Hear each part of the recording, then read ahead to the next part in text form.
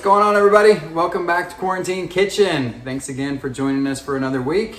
Moving forward, we're going to do kind of a combination of live and video. So this week's just going to happen to be a video portion of it. But the best part is I'm going to show you how to make the best classic American brisket burger. So you might have been out there at the store this week and you might have saw that brisket was on sale, and I hope you grabbed one, because ultimately I'm going to show you today how you can take that brisket that you have there, or maybe even part of it if you didn't smoke the whole thing this weekend, and I'm going to show you how to turn that into a great American burger. So let's get started.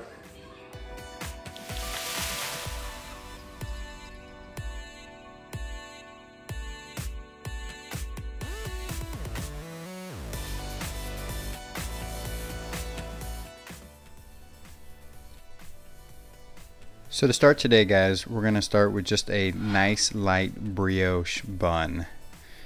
And the difference between this bun is we're actually going to add a little bit of bread flour, but also AP flour, all-purpose flour, just to kind of lighten things out.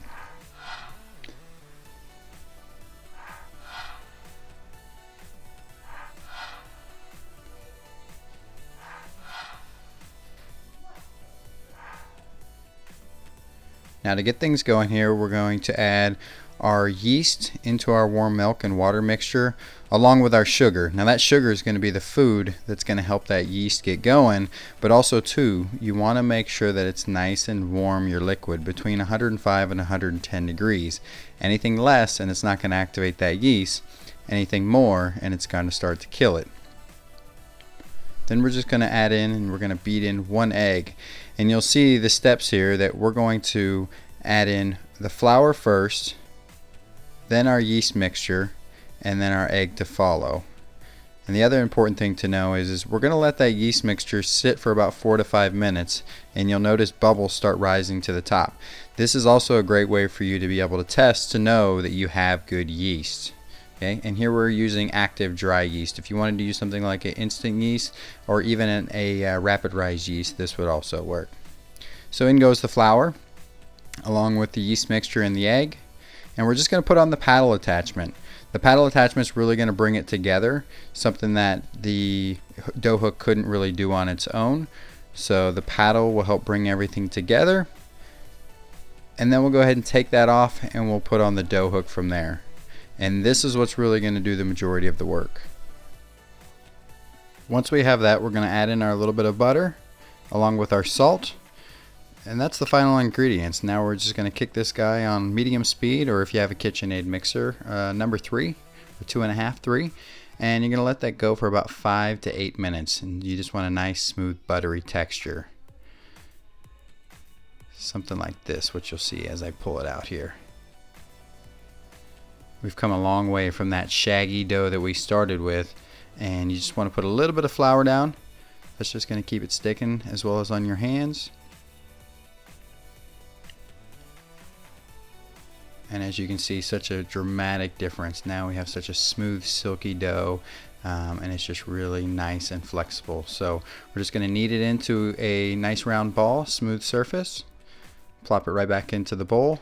Cover it, and we're going to let it go for about an hour, hour and a half. It really just depends on how warm your room is.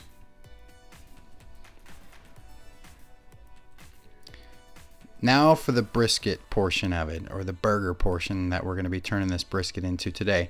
So I'm actually going to keep the point, which is your far right end there that you see on the fatter end of the brisket, and I'm going to keep that, and I'm going to smoke that later on this week. But what I'm going to do is I'm going to separate that flat, which is the skinnier end there to the left.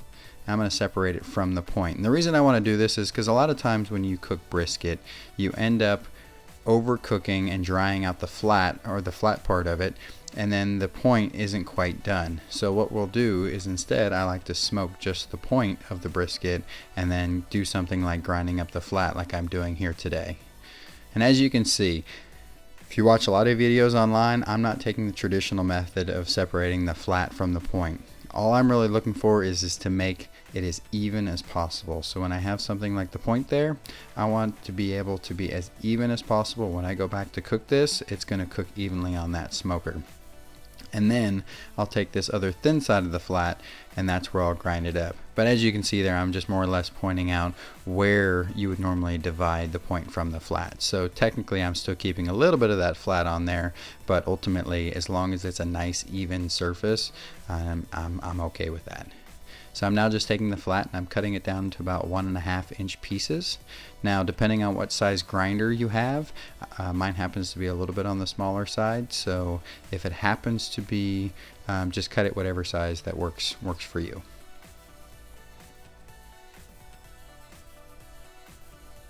Also, now while cutting this meat is a great time to be able to determine what kind of ratio you want.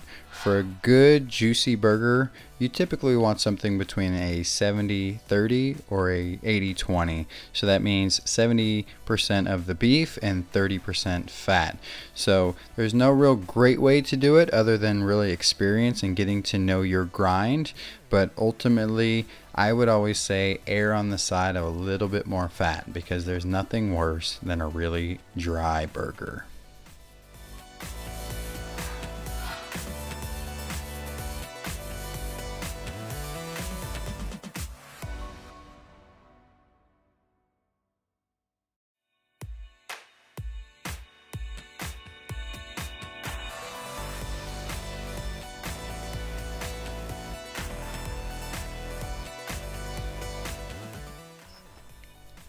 Now that we have everything cubed up, this is going to go into the freezer for about 30 to 45 minutes. Cold is really key here. So now that I'm setting up the grinder attachment to my KitchenAid, you'll see that I even had a bowl of ice at the bottom. And even while I'm grinding here, I will be going cold all the way. So the grinder attachment was in the freezer for at least 3 hours before I started this. The meat about 45 minutes. The bowl of ice will catch even the meat as you are grinding it. So cold is key when it comes to grinding meat. If for whatever reason things get too warm during this process, whether you have too much meat to grind, you absolutely want to stop and just take and put everything back into the freezer, let it firm back up. You will not have great results if you just let the meat ultimately smear.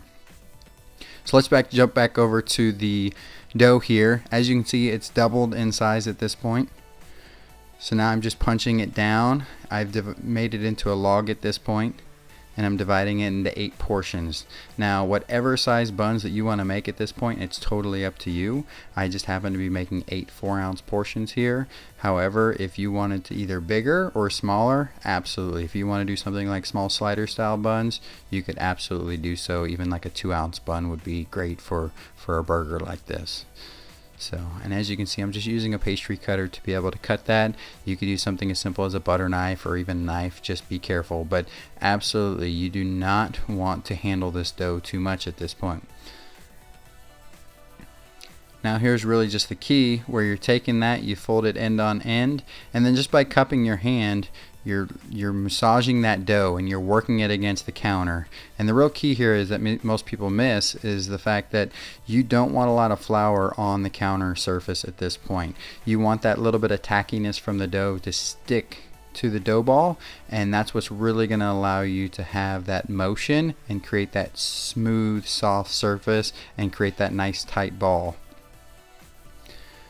So we're going to let that proof for about an hour, again covered with a towel, and we'll jump right over to the burger making process. So I have my grind that I've taken out of the freezer at this point and set in there for about 30 minutes. And as you can see, I'm just taking a 3.5 inch ring mold. I'm adding 6 ounces of ground brisket there. And as you can see, I'm just using a little piece of wax paper there at the bottom, and then that just really makes it easier to be able to transfer the burger around.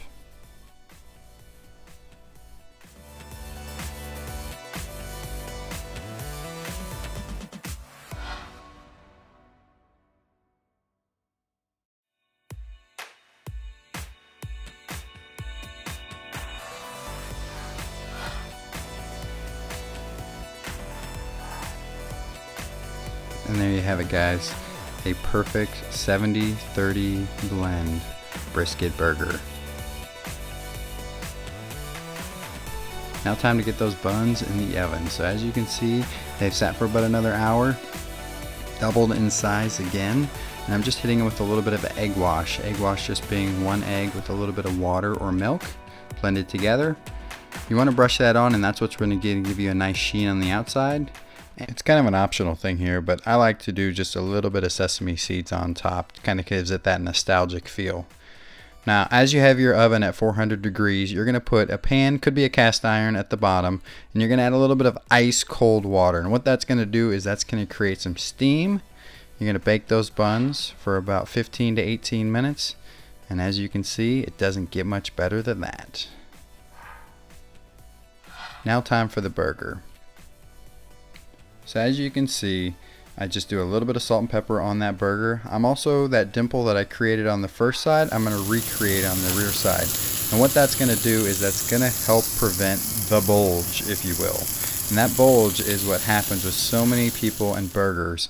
So what we've done here to prevent that is we have made our very own loose grind, and we have also made that dimple in the middle of the patty. As you can see, finishing the burger just in the oven there, already had some baking going. And now it's time to assemble. So for me, I personally like the little protective layer of mayonnaise. What that does is that little fat layer really helps soak up any juices from the burger and keeps the bun from getting soggy. And of course, what would a burger be without the classic lettuce, tomato, pickles? I'm using a whole grain mustard here, ketchup. There's the burger I've just finished with a little bit of cheese, bacon, and that nice sesame seed bun right on top. I don't think it gets much better than that. As you can see, that burger has not lost any of its shape. There's no bulge behind it, and ultimately you have a nice, juicy, tender brisket burger. Thanks again for joining me again this week, guys. I hope that you really challenge yourself. Go out there, try to make this burger. There's nothing more satisfying than not only starting from the bun to the burger and all the way till the end. Enjoy, guys. See you next week.